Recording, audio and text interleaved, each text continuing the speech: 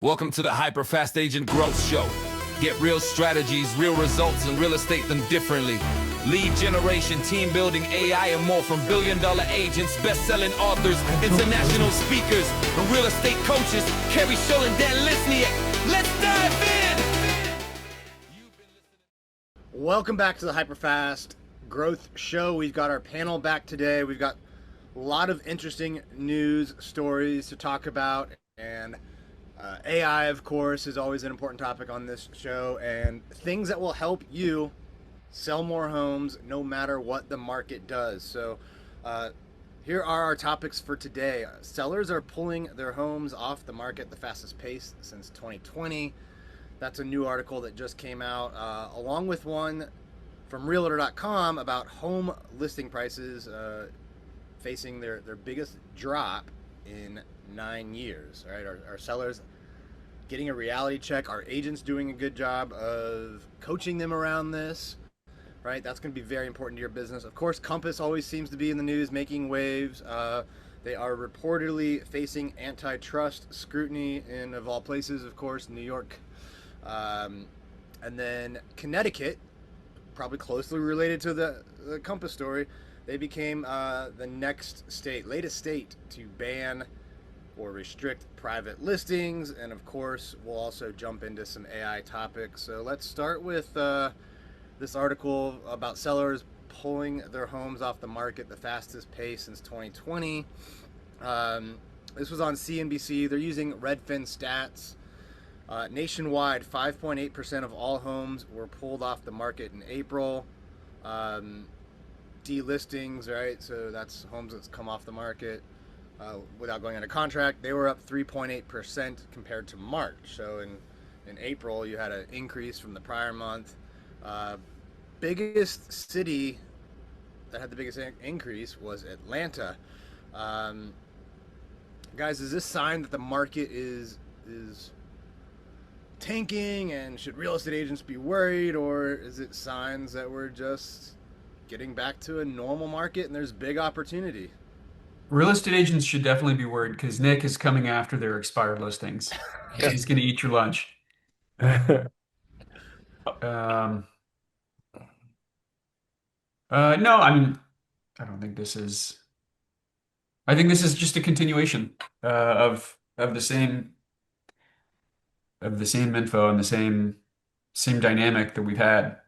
Um, I think it comes down to motivation and options, and sellers aren't motivated enough because, at the end of the day, regardless of what the obstacles are, if you're motivated enough, it doesn't matter what your interest rate is or what the market is, you're selling.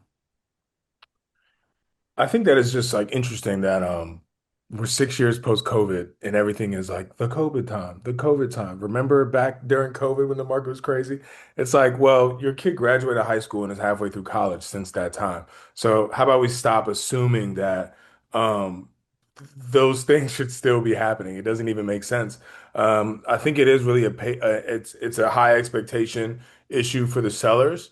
And it's a patience problem, right? So if you're sitting in a listing appointment with the seller, part of your job is to say, hey, your house should sell at, for this price point or in this range of price points and this amount of time because of this, right? And if agents aren't presenting that to sellers, then maybe that's the agent's fault. And if sellers are not patient enough to, I guess, like wait for their house to be sold, if it's marketed properly, then they're going to be antsy, right? I think that I work with some downsizers, and it's just funny how like they just don't expect their house to sell in 4 days or in 2 weeks. They kind of bought homes in a time, in the 90s or the 80s where the homes were on the market for 30 to 45 days, right?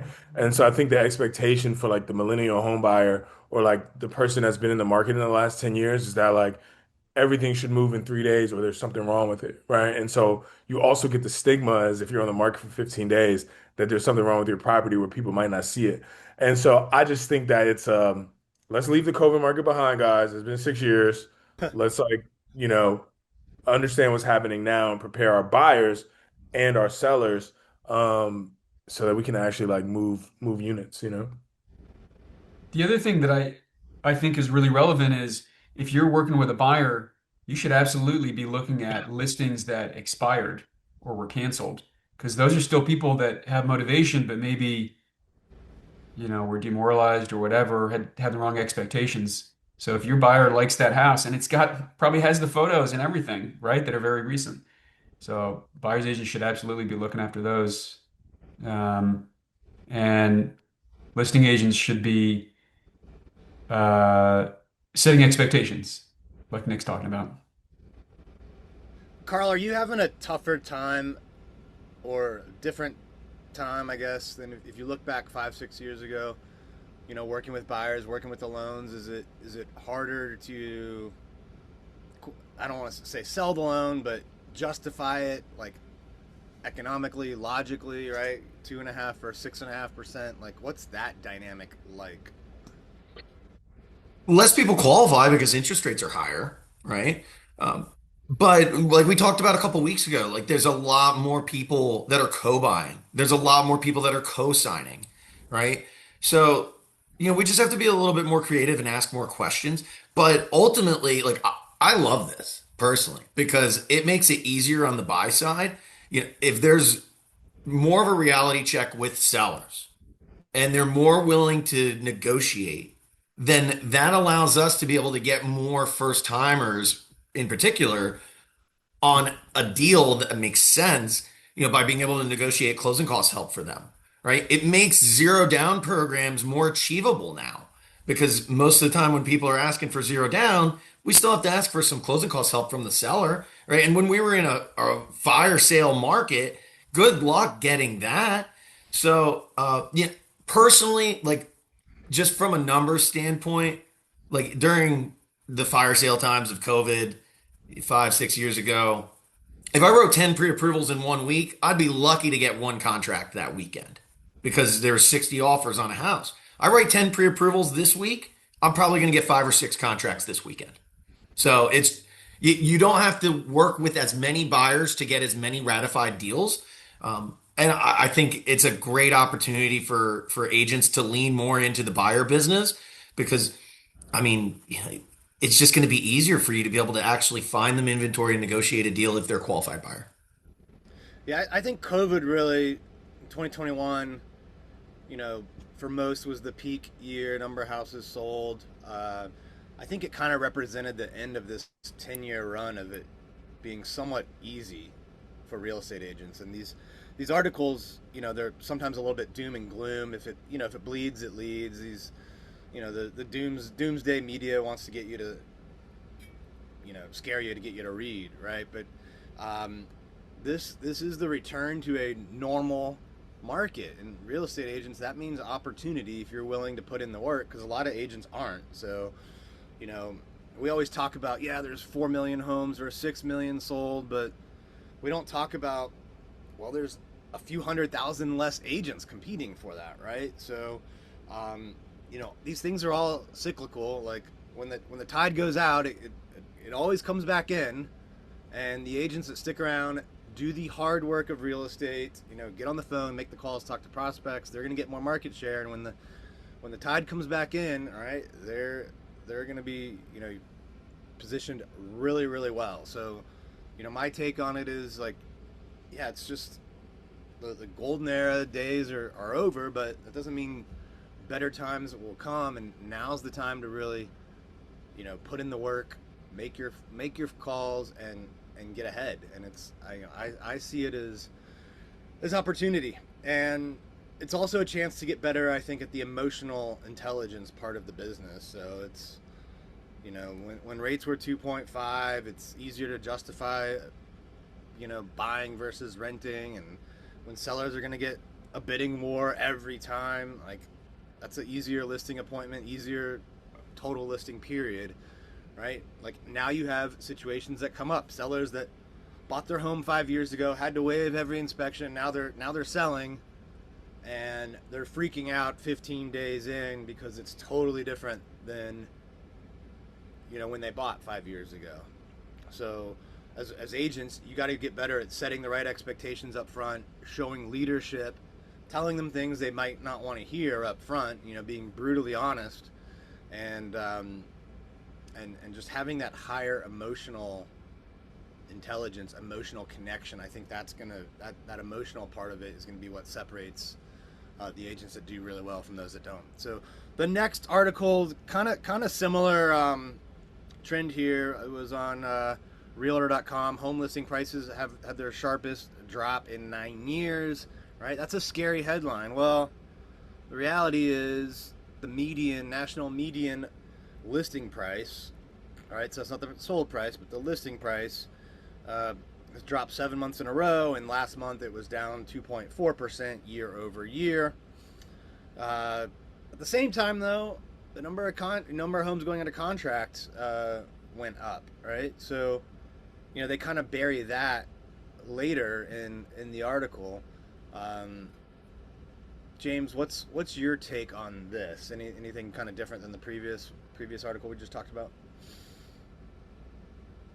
Um, all of the stats, especially the doom and gloom, and then the positive buried, it makes me think of Ricky Carruth, and he says, basically, forget about all the stats. Um, Closings happen every day. Open your MLS in the area you serve and look at all the closings that happened yesterday. And then look at the closings that happened the day before. And closings happen every day. The question is, are you just going to be part of that group? So, go out there and talk to people and help them. Uh, so I don't know. I don't know if that's real intellectual and hyper related to this article, but that's my reaction.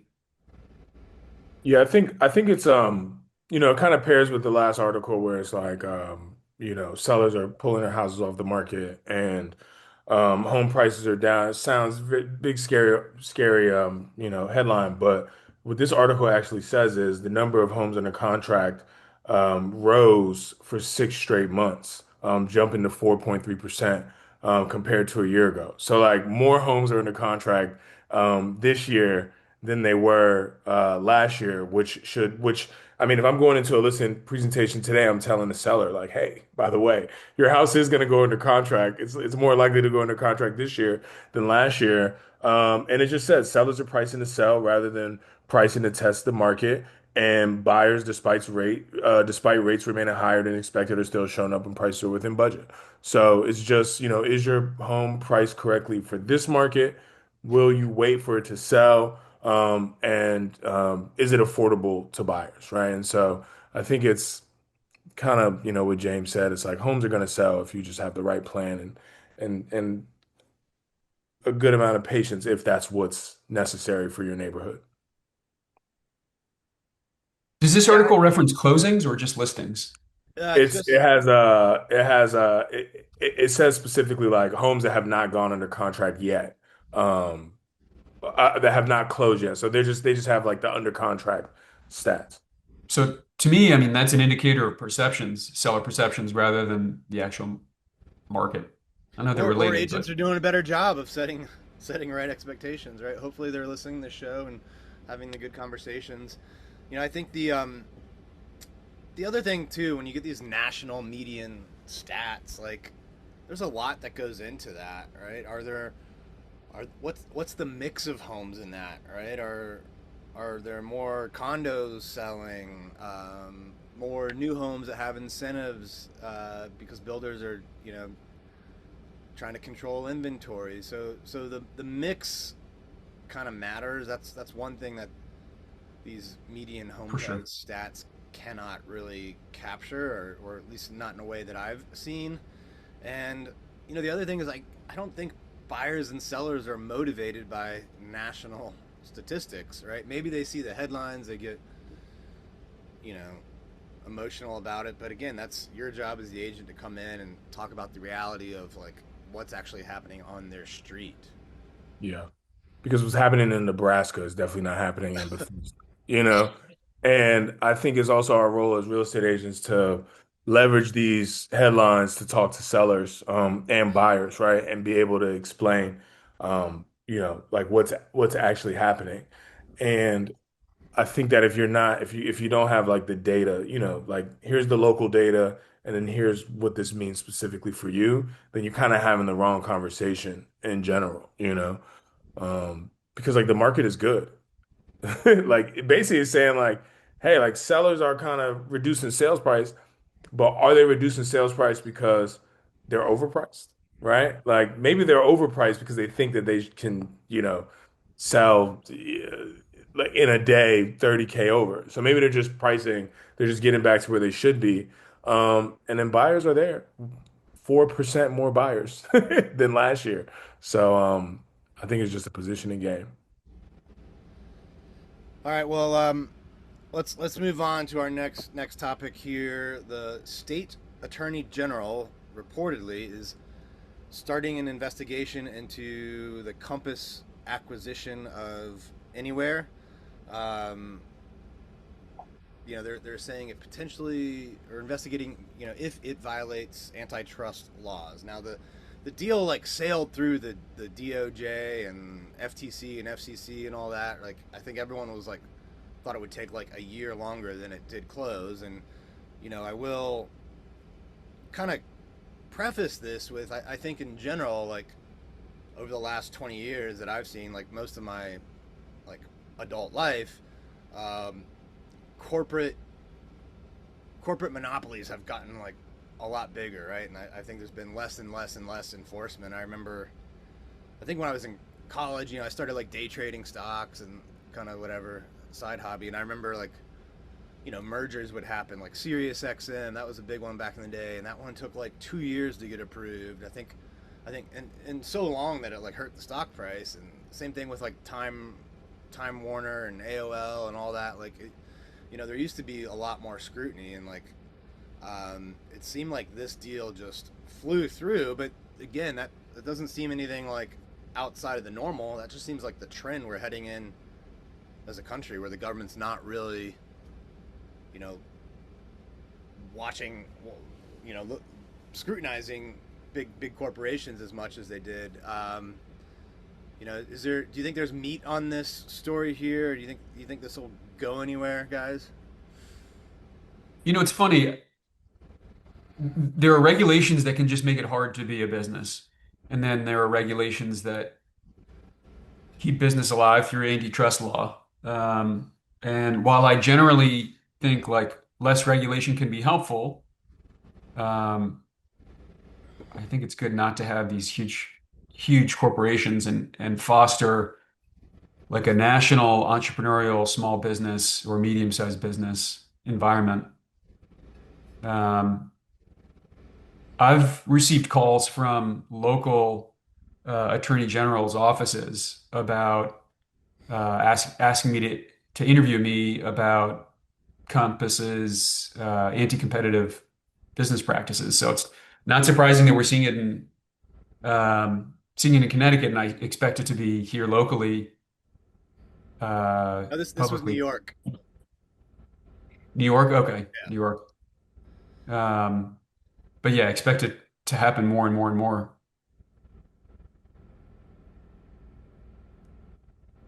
I think there's always been like an unequal regulation when it comes to monopolies.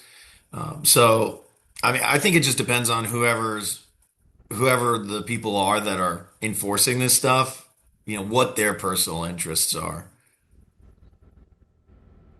Yeah, so if you dig deeper in the article, you know, when you look in Manhattan, I think this is the main thing.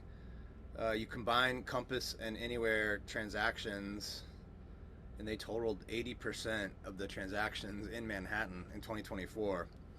Um, the general rule, I think, from the Federal Trade Commission has been like, if a merger is gonna give a company like 30% or more market share, then it needs to be scrutinized, and it could be used to eliminate, like, that type of market share could eliminate substantial competition. So I think just that stat alone seems to be like what they're focused on. And in the past, they've mergers have been stopped over that. But again, I just don't think that the last 10-15 years, like, the government has really enforced any of that. So it'd be interesting to see what happens at, I guess, the state level here. As far as agents go, though, like, does it really affect your day-to-day business?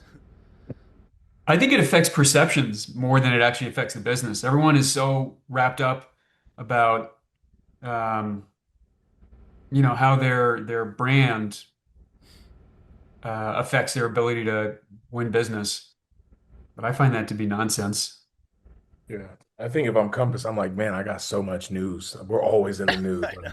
This is so positive for us because we always have something to talk about. And it really gives, Compass an opportunity to reframe like all of the articles. Like, hey, I know we're getting, smoke for this, but like actually this is what's happening. It almost gives you more power as like the brokerage and the Compass agent. I don't know typically how long it takes for mergers to happen. It sounds like 2 years is more or less like what it typically is. But if they have 80% market share in New York and they should only have 30% market share, it kind of sounds like the merger shouldn't have gone through in the first place, right?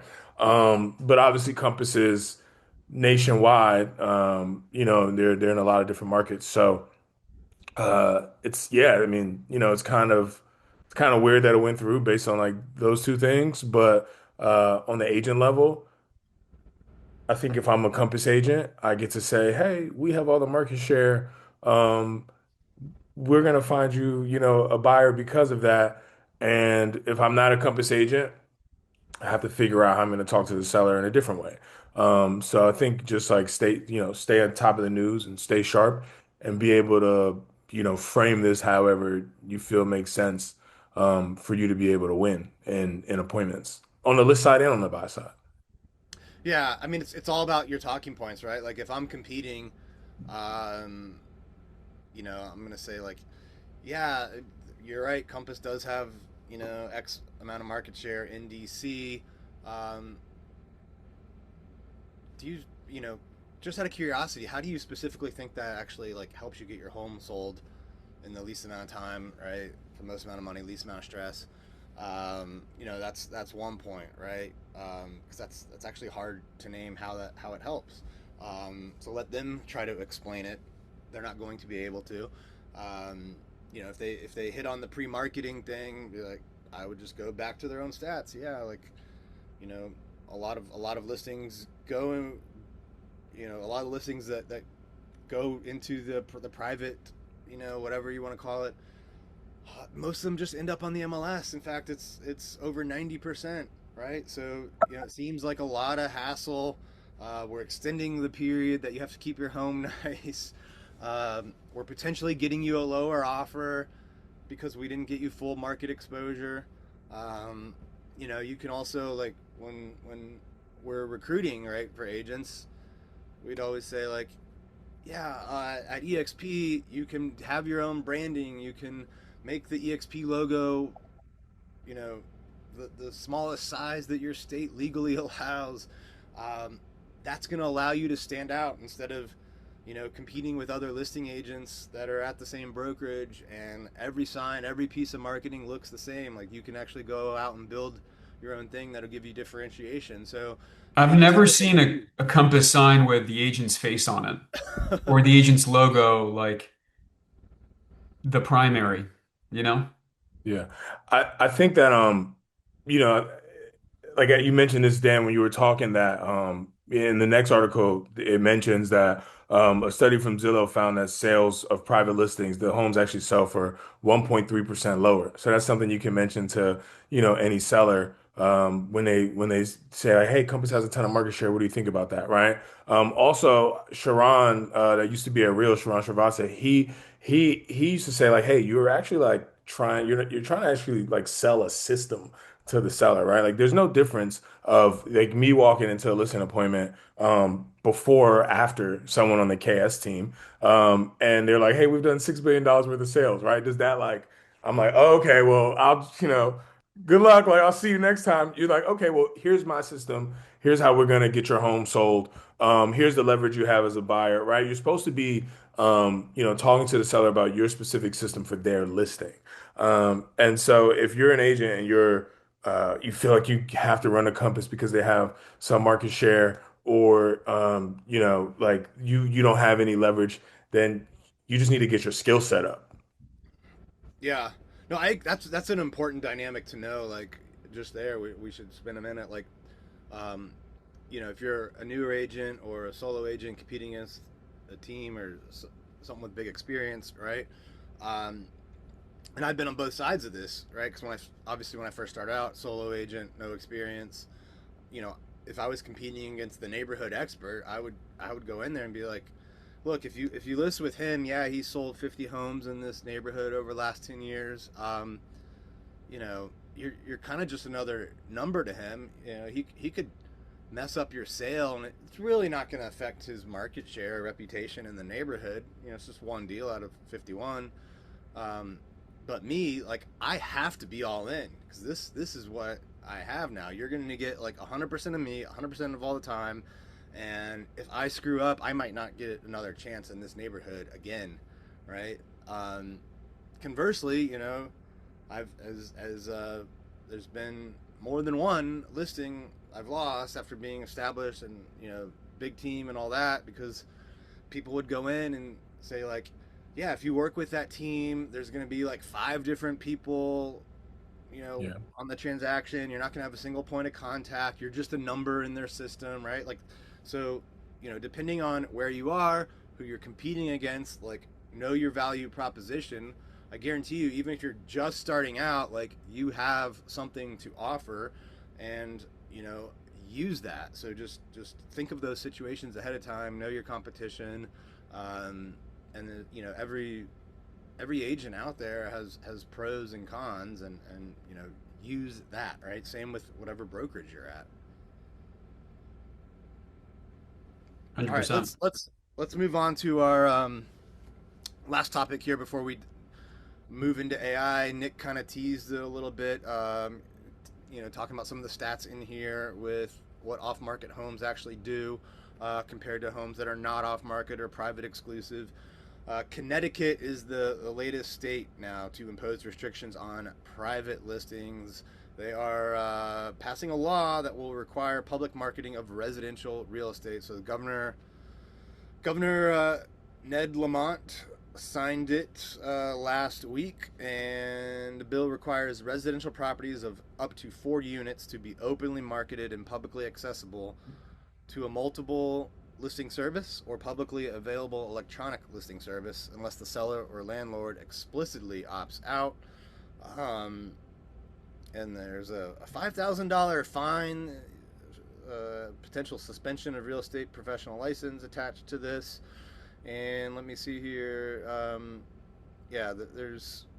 I think Nick mentioned the stat here that. Where was the stat from? You said Zillow. Yeah, from Yeah, Zillow. it's low. The private listings are selling for 1.3% less than comparable sales. Yeah, what do you guys make of this? So there's similar. I think Washington State was the first state to do this. Now the article mentions that Illinois and Hawaii are proposing similar types of legislation as well. Yeah, there's just actually a big, article about nothing because as long as the seller opts out, then you can list exclusively, private exclusive. So, cool headline. I guess, who is it? The mayor, the governor of Connecticut gets to, you know, sound like he's defending the people. The governor, Led Lamont, gets to sound like he's like for the people. But as long as the seller, signs and initials the doc, you can still sell private exclusive. So it's about nothing really. I think the more important thing to take from it is that apparently, according to this article in Zillow, homes that uh, are listed private exclusive sell for 1.3% less than other homes. And then again, that's national data, not, neighborhood data. So that could be in, middle Missouri somewhere versus, the Palisades, right? In DC. Shouts to the middle of the country, by the way. I'm kind of picking on y'all.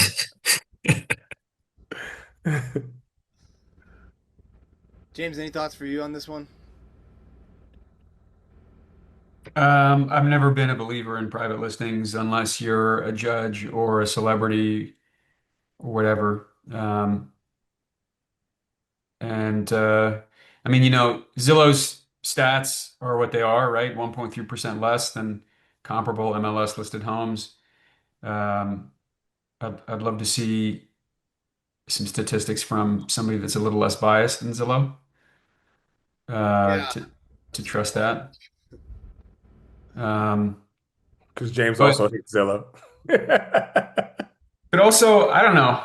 Everyone keeps talking about private listings. Private listings are you can say they're a testing ground, but generally, I think they're dumb. If you want to sell your home, make it look great, put it on the market, and sell that damn home. You know?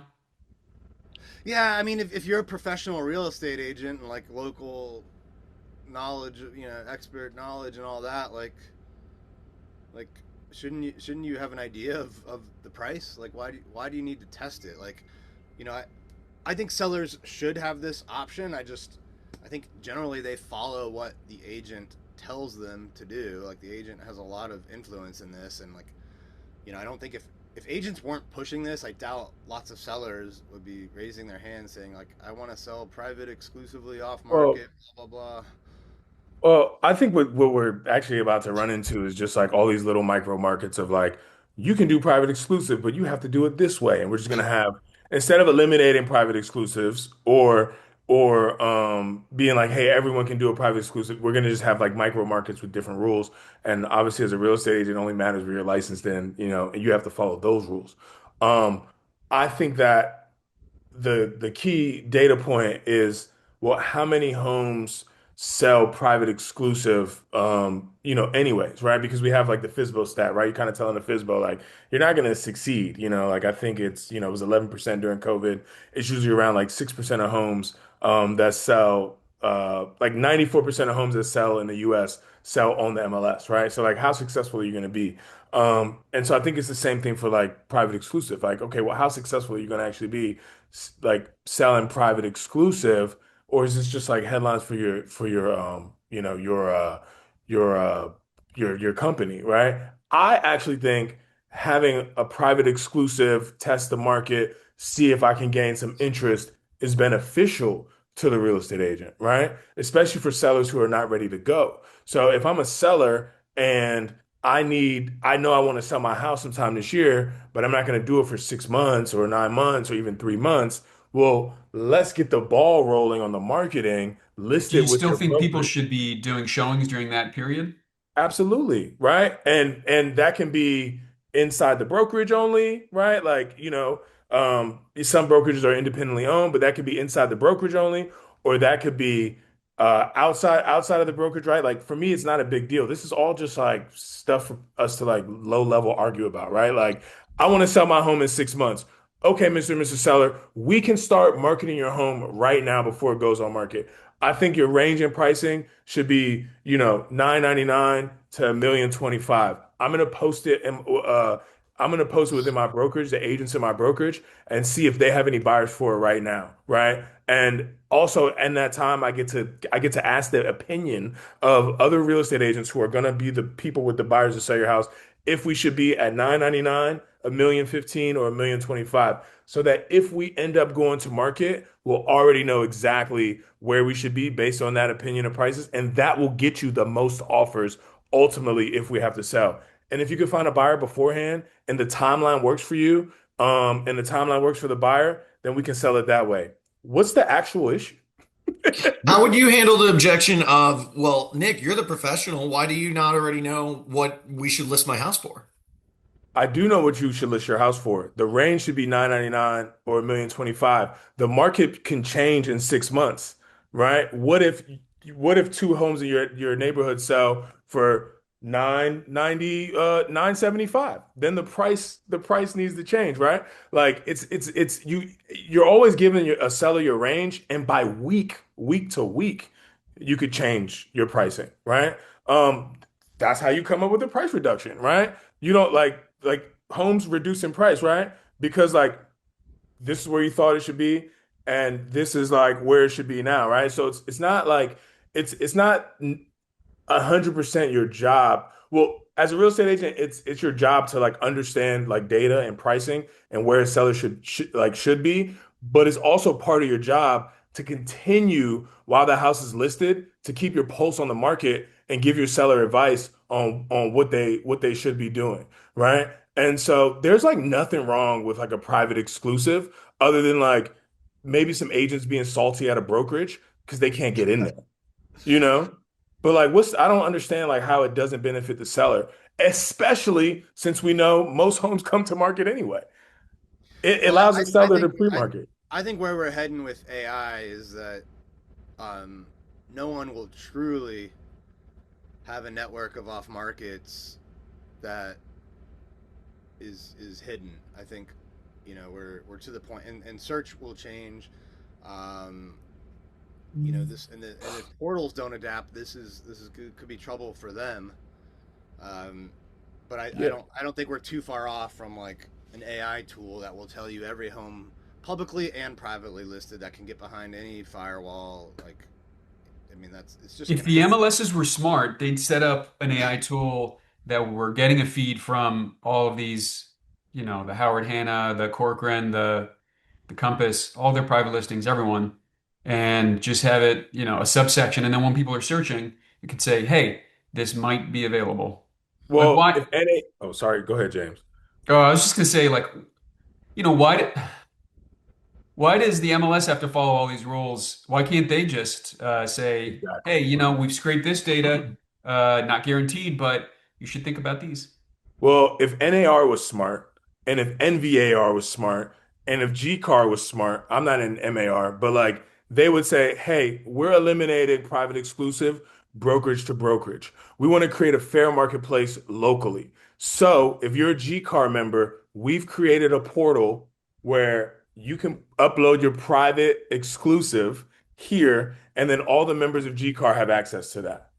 If you're an NVAR member, here's the portal. All the members of NVAR have access to this private exclusive. And then it's then every agent in the association, and we join local associations for people that are listening, have access to the private exclusive. And then it takes the advantage from the brokerage.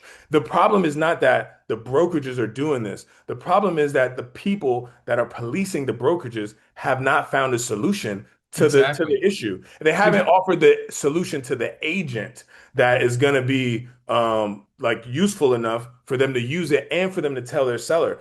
Just like if I'm putting a seller on a tool and I'm going to say, hey, we have this tool. I'm going to let you, Real Scout fella, like you need to use this tool because it gives you this advantage, right? NAR, NVAR, G-Card, they haven't created a tool that agents can adapt to that's better than the brokerage's private exclusive to help the seller because in all of this, we're not actually having like, I mean, they're like, oh, the consumer. They throw it in there, like, oh, for the consumer. but But there are really, two it's like, consumers, right? There's buyer and there's seller. And I think that's a fair point that what Compass is doing is helping sellers mostly. And the MLS, probably because of the lawsuits, have been focused on helping the buyer. And so they've created rules like coming before you used to be able to tour during coming soons, right? yeah. But the ruling that came out to help the buyers have a fair chance was you can't show it during coming soon. And that was basically what the not private, but like uh like the pre-market was. You could have people come and take a look at the house and they could give you pricing, they could give you an off-market or like pre-market offer. Yeah. But the dynamic we have is in some books they talk about it as like I think it's The Selfish Gene is the book. But there's like people that are following the rules, that they call it the doves, right? And then there are people that are not following the rules. Those are the hawks. And all it takes is, a couple of hawks to get in there and mess up that dynamic. And that's where we are right now. We've got a hawk or enough hawks that are causing a problem for the doves. And we're in this period of we're going to figure out if the doves are going to get together and get those hawks out of there or change the Well, system. You know what I mean? well, I also James, sorry, Carl, also James, you said at the beginning of, when we started talking about this, like, I think you can, you can sell your home private exclusive if you're a celebrity or, high profile or whatever. Okay, let's be fair. Well, that's not fair. So if I'm Rihanna I can sell my house private exclusive, but if I'm Joe Schmo, like I can't do it. Like, where's the fairness there? This doesn't exist, right? Like, like then it's not fair anymore, even in your own point, right? So like let's just get let's leave this be. Like, who cares? I would argue against what James said. James said it's to help the seller. I think it's to help the agent. If the average sale price off market is less than going to market, that's not helping the seller. It's just helping the agent to be able to have another value proposition, like Nick said, to be able to get somebody to take action faster. Ostensibly to help the seller. That's what they're saying. You're right. All right, well, we got to get to our last segment here on AI because Nick's got like $1 million listing appointment, I think. That's why I was referencing the range, Yeah. 999 to 1,025,000. He doesn't know. He's gonna test. All right, so real quick for this week on AI, just from everyone, I want to hear one AI tool you tried and it didn't work or hasn't worked yet, and one that you're like super excited about. I'm not a big tester of AI because I just like to talk to my people. But I mean, ChatGPT is the GOAT for me. And I also think Fellow is really good. And I think Real Scout is great. Sorry, I'm giving you a multiple, but I think every agent should be in ChatGPT or their version of it, even if that's Claude or Gemini, whatever that looks like, for market research and building systems and tools, things like that. And then I think that there's one thing that sellers want to do. Sellers just want to know what their home value is, and I think Fellow does a great job. Telling sellers what their home value is and like how they could be competitive in the market. And then I think what buyers want to do is they just want to look at homes. And I think Real Scout is the best tool for agents to be able to, basically stalk their potential home buyers and see what they're looking at and reach out to them. So those are the three tools that I use. What's the cost of Real Scout compared to YLOPO? And does it I work think the Real, same? I think Real Scout's like $100. Okay. But I just like the tool. I was like FUB, Agent Fire, Real Scout, so it was kind of just like the trifecta. Cool. I've used a bunch of different AI tools, and it's from week to week, they're changing, month to month, they're changing. So the ones that like worked really well before, I've found like ChatGPT, I still use, but I found that it gives me like wrong information. So I'll be driving, right? And I really like still ChatGPT's conversational ability. But it'll give me like an answer, and now I'll really push back. I'll be like, I don't know, that doesn't sound right. Like, cite a source, and then it'll cite a source, and I'll say, I'm still not believing you. Like, prove to me that you're. Um, and so I'm kind of questioning ChatGPT a little bit more. I've started to use like an agentic AI tool, and I underestimated how much uh, of my time it would take to help train it. Um, and so that's been, a lesson learned for me is, the more capable your AI tool and integrated, uh, and the more you want it to replace humans, the more you're gonna have to train it just like a human. Yeah, no, I definitely agree with that. Like, but compare that to like, you hire someone for a position, you've got to train them. They're a Yeah. human. They're gonna screw it up, right? Then they leave or whatever, quit. Now you got to like start from scratch, train someone new. So I think that's kind of the advantage here. But One yeah, thing, one thing we haven't talked about with AI tools is security risks. And if you're putting all the information in there, like who's really able to access it? some big large unregulated monopolies that we have no idea about. That's who. We just got to live with it, right? I mean, what else are you gonna do? Carl, what about you? I'm keeping it really simple. So, James had a listing that he sent to me a week or so ago that it's going to be a fixer-upper. And, so I'm just using Copilot to take pictures of a property that is right now as a before, and then using AI to develop what could be an after to promote renovation products to prospective buyers.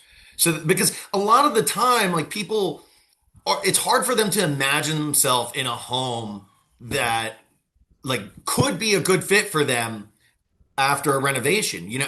We just got to give them the right vision, right? And if you have limited inventory in where that buyer wants to be, well, then a great solution would be to deliver, hey, let's design a home for you by doing a rehab, and with the right lender, you can finance the whole project and it's not going to cost you extra money. It's sometimes it'd be more affordable than buying a house that's already turnkey ready, right? And then they get to pick out the finishes and design it themselves. It could be a win-win. So, that's what I'm working on right now, developing before and after flyers for properties that need rehab. The one that I'm most excited about, I forgot the name, Dan. Maybe you remember. James Nellis talked about it at the summit. Oh The yeah. That one where you upload your listing photos and it makes a listing video for you. Yeah, I forget the name of that one too. I think they're kind of starting out, and There's one that I've seen on social media that keeps following me, and it's called Auto Leap. Is that what it's called? Let me see if I can find it. all right. Well, while you're looking that up, I'll tell you mine. So one that I was excited about, didn't work as well as I thought, was Fieldy. It's a wearable device, records, has an app with it, so it can, if you're in a listing appointment, you don't have to like take furious notes on the age of the water heater and HVAC, right? It's like listening, and um, that way you can have more time with like eye contact, right? Building the connection with the seller. And then not only will it give you like your follow-ups for every meeting you do and the action items, but it'll critique you. It'll say like, this is what you could have done better in this listing appointment. And so the last listing appointment I went on, I was gonna wear it so that the the team could benefit from hearing how I do listing presentations. So I went in, checked the little light, it was on, got done with the meeting an hour later, and it like recorded two sentences. Sorry, so like there was some user error on my end of how I set it up. So I got to work through that and then report back to you guys on how that one works. And then the agentic AI, James brought it up. We've been using it a lot. It's replaced, the output of several employees for us. It now has the ability to like build its own CRM,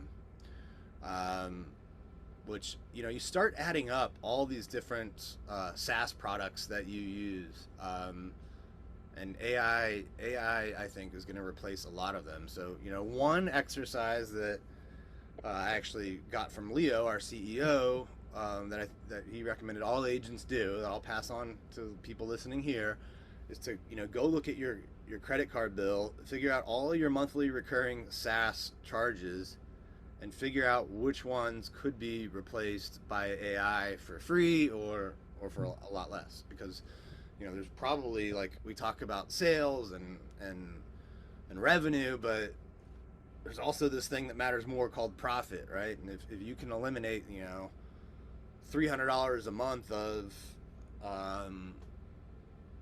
SaaS expenses with AI products that maybe are even better, well, now that's almost $4,000 a year, like, to your bottom line. Like that's a couple extra vacations maybe, right? Or a car payment. So there's just, I think, a lot of opportunity with AI to get more efficient, connect with buyers and sellers easily, right? Be able to spend more time like having those meaningful conversations, if you're doing less of this stuff while saving money. So, James, did you find this thing you're looking at, or Yeah, I think so. Well, I found the one that James Nellis was talking about. He was talking about Kolov.ai, but I'm not sure that's videos. That's okay? virtual staging. Nick's Um, got to jump, but You guys. Go get that $1 million listing, Nick. Oh, you know All it. right. All